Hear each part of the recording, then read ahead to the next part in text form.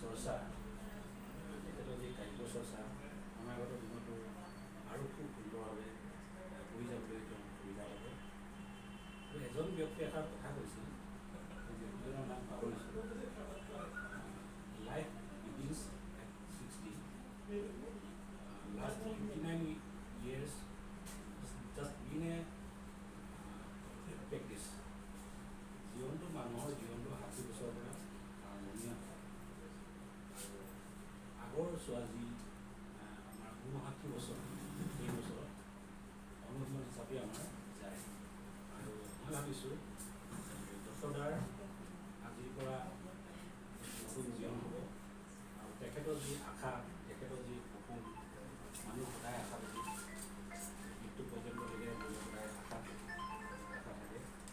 তেখেতৰ যি সপোন আছে, সেই সপোনবিলাক বাস্তৱায়িত কৰিবৰ কাৰণে যথেষ্টখিনি সময় পাব।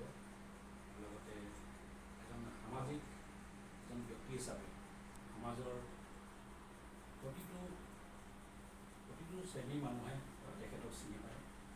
আৰু এইটো নহয় যে আমি তেখেতক